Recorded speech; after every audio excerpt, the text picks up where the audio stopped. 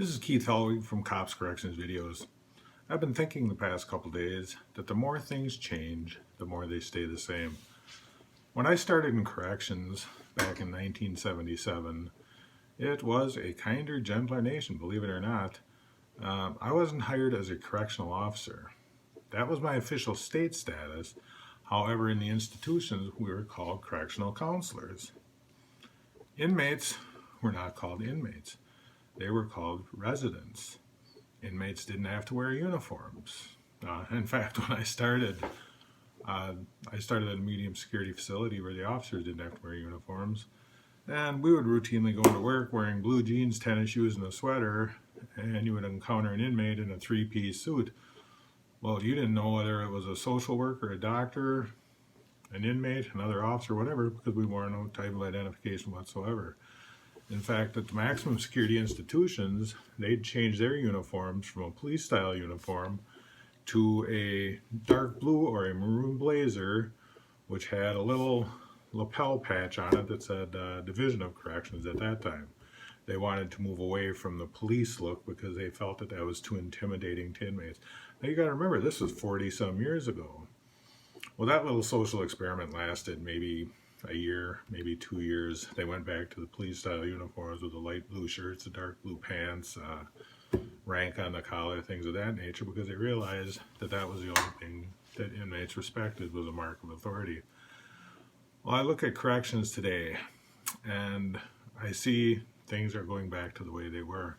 You know, when I read that in some states they're outlawing calling inmates perpetrators or calling them inmates, inmates are getting tablets, they're getting all different kinds of things. You know, the purpose of prisons is to rehabilitate, and that's great. You need to offer educational opportunities, you need to offer vocational opportunities. When I started, that was the main focus of the institutions, was to do that.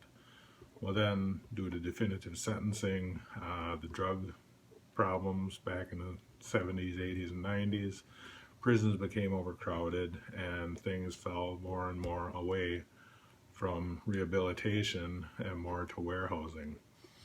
Now, I've talked to people about definitive sentencing, and people who are unrelated to the criminal justice system love it. If an inmate's sentenced to 10 years, they should serve 10 years. Well, that's all fine and dandy, but when an inmate gets 10 years and they know they're going to serve 10 years, it gives them no incentive to try to change anything. When an inmate was able to receive good time based on their behavior, based on the programs they completed, things of that nature, they actually did something for themselves. Now, whether they did it to be self-serving, to get themselves out of the institution faster, that's anybody's guess. I know if I was an inmate, I would probably do whatever I could to get out faster. But the fact of the matter is, they had to be learning something. There had to be some takeaway for them when they went through anger management or drug treatment or alcohol treatment.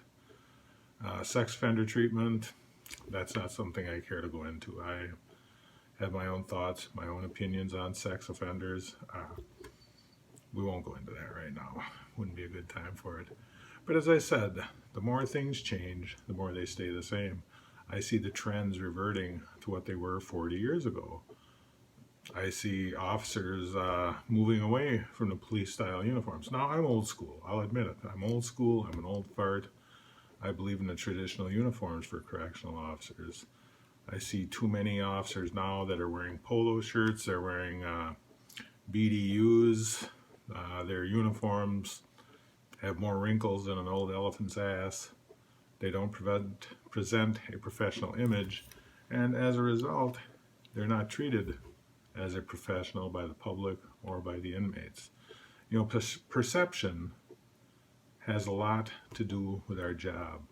If you perceive yourself as a professional and you conduct yourself so the public perceives you as a professional and you do your job as a professional, you are a professional.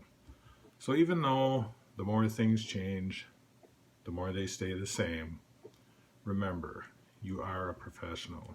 Whether you're a correctional officer, whether you're a police officer, you are a professional.